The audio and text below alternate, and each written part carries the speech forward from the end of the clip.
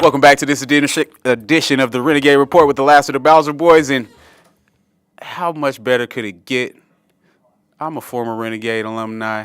I thought I was special, but we just probably had the most special Renegade alumni come through the door, Mr. Colby Lewis. How you doing, sir? Well, I appreciate it. Thanks for having me on. Yeah, I don't know how special. I had my couple years, did decent. I was able to kind of put some numbers up and open some eyes and kind of further my career. But yeah, I had a blast up there with Coach Payton and Coach all those P's boys. the band, right? Yeah, absolutely. And Some good stories. So we'll definitely get into that in the middle of the segment. But more than anything, let's talk about your history. You're a North High guy, right? Right.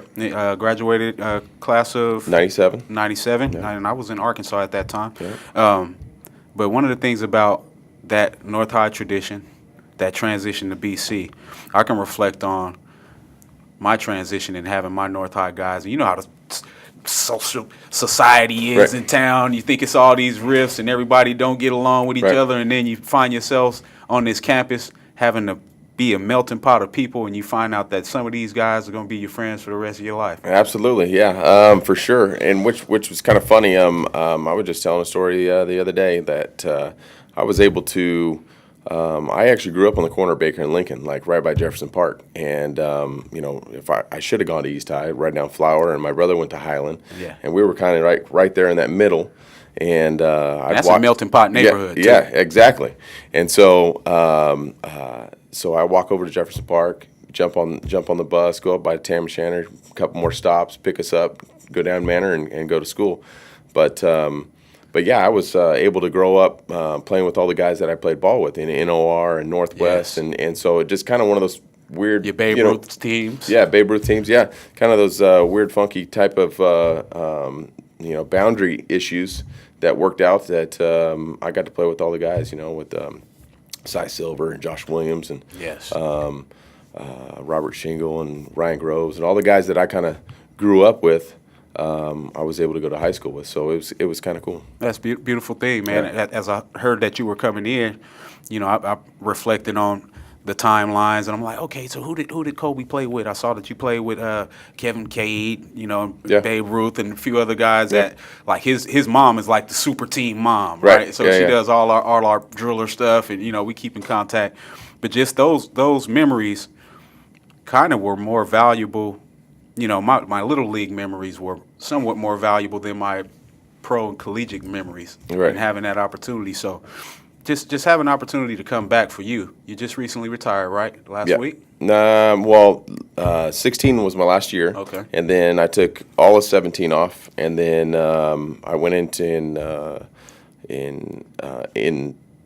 Arlington to see our GM and our assistant GM and kind of that kind of thing, and they just kind of threw a job at me, and I said absolutely. So it keeps my mind fresh. My title's assistant to the GM, but so it's kind of special assistant, and I think there's a lot of former players that get that opportunity that have been in organizations for a long period of time.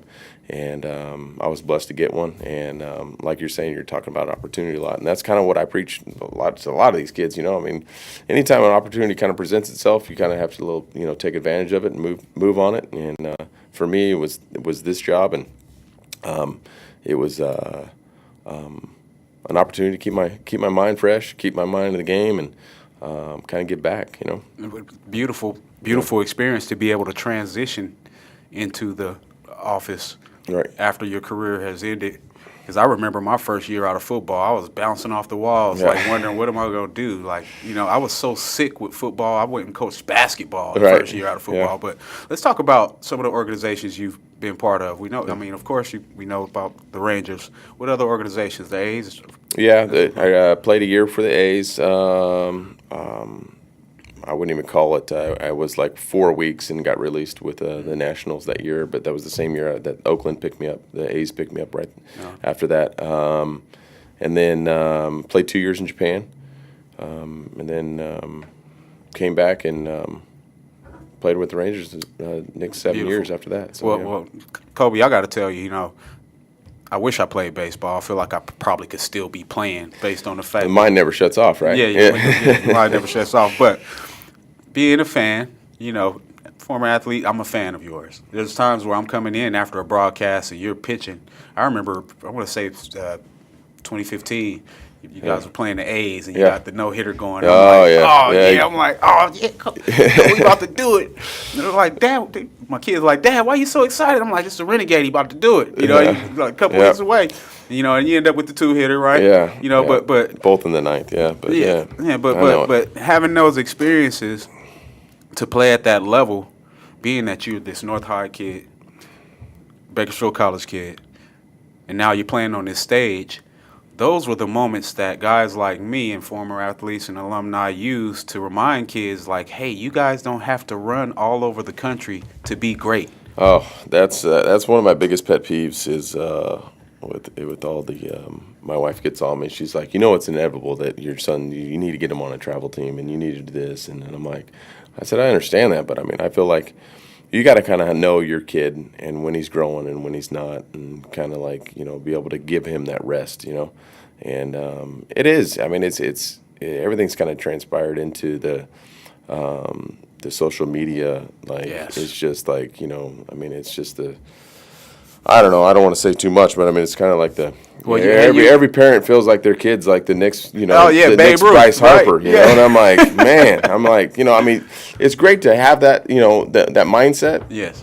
But you also have to give your kids realization. You got to tell them when they're not good, and you got to make them want to work. You can't always have to go, oh yeah, you're the greatest of all time, and keep patting them on the butt, because it's just that self-entitledness is just going to run out. I'm glad you alluded to that. Yeah, and when it runs out, I mean, then what? Then at 15, 16, 17 years old, when they don't get drafted or they don't move on to college, then what are they going to have? I mean, they've been told they're great all the way until they're 18 years old, and now what? You've got to be able to have the kid have some adversities, and work off those. Absolutely. So no, I definitely agree. How many kids do you have? Two. Two? Yeah. Two boys? Yeah, no, boy and a girl. Boy and a girl. Oh, Yeah. You got the mixed package. Oh yeah, All right. That's good. That's good. Best of both worlds. How old are they? In the next month or so, they'll both be 12 and 8. Okay, so you don't oldest have is- the little bitties. You got some. Oh yeah, Okay, all right. yeah. I know. That was one of the reasons, kind of just falling back out of the game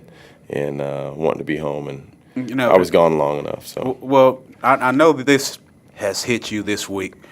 How many times have you been asked, so Colby, why are you back home?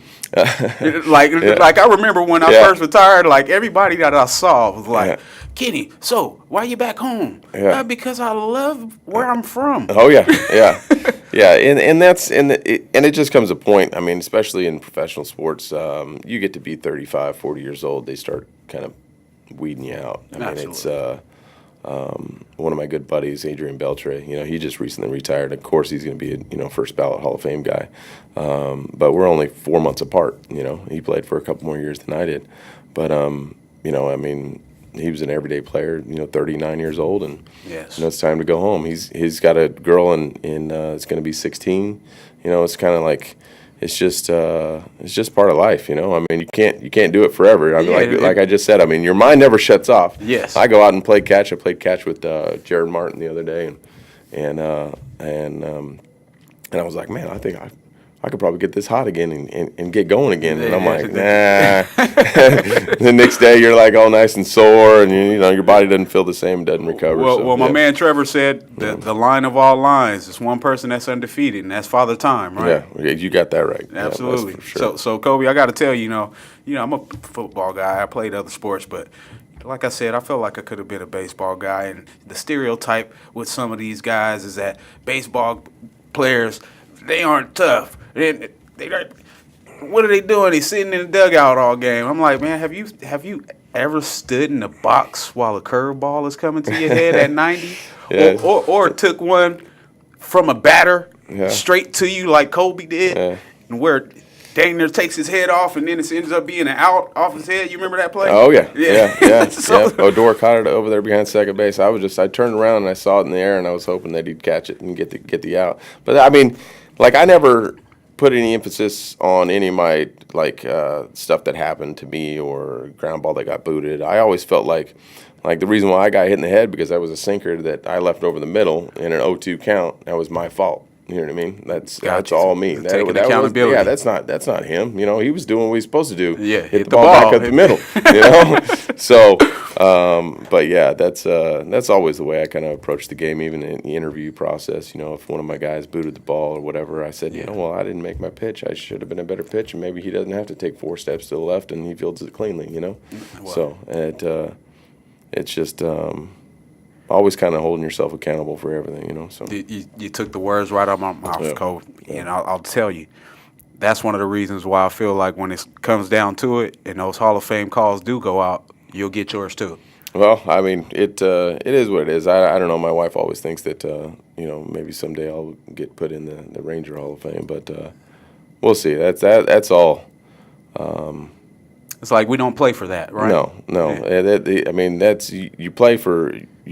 Well, for me, it was when you're coming up, you play for the love of the game and you enjoy it, and then once you learn how it's a process, and then becomes a business, and then now you're like, okay, now I need to start making money for my family. Yes. And then you do it for your kids, and then but ultimately it's all gut and heart, man. And once you step on the field and between the lines, your whole attitude changes, and you go into a different realm. You know that. Yes, so, yes, yeah. I do. You know, and I appreciate you saying that, because I try to transcend that message to these younger athletes that are all focused on the money and the end goal without enjoying the ride, right?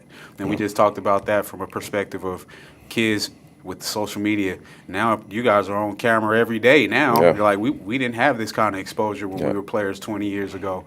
You know, but Colby, I got to tell you, from Renegade to Renegade, from Bakersfield native to Bakersfield native, you have inspired the community of all colors. You know, and I'm telling you, there's many days where people have come in from their long, hard day at work and maybe had one of the worst days going, but when they see guys like you on the mound and see other players who come from where they come from continuing to be successful, that provides the energy that lasts a lifetime, man. Well, I appreciate that. That's very touching. I can't make me well up a little bit. I appreciate it, man. So you know what I tell you, I cry once a day, man. So I know. we share that tear together. It's good that's for you. beautiful, It is. man. It is good for you to feel those emotions. So that's for sure. Absolutely. So I got to break this to you. We're about to go to break and get out of here. But Coach P, you were the most famous baseball player I had until Colby came. And now you can use that one on Coach P. That's my guy, man. I love Coach P's a legend, man. He's I'll say a quick note about Coach Payton. He's one of the guys that in this town that hasn't been recognized for the stuff that he's done, especially for the baseball community here in this town. And it's only a matter of time where he's going to be in the Kern County Hall of Fame. And he's well overdue. So I mean, just time and time again, I felt like he does absolutely everything he possibly can for every player that comes up and comes through his system. So he's a special man, that's for sure. He definitely is. The day that we had the show together, he had me in here crying within 10 minutes because I didn't know that he watched me as a player as much as he did, and he remembered things that I did. I'm like, hey, Coach, you remember that? So Colby, I got to tell you, man, we're extremely proud of you as an organization at Bakersfield College, but more than anything, as a community. You know, we follow you, and now that you take this transition into the front office, let us know how we can help here on the surface. If you need players and extra eyeballs, we got them for you. All right? That's what I've been doing, just roaming around, checking out guys, and having a good time, and making phone calls when I need to make phone calls. So, got you. Well, Colby, I'll make sure and then tie in with you so I can keep you on speed dial. All right. Appreciate it. This is Kenny Calvin, having the honor to be part of the greatest college institution in the world, the Palace on Panorama, the mansion on the mountain, the house on the hill, Bakersfield College. We will see you next week with Renegade Report.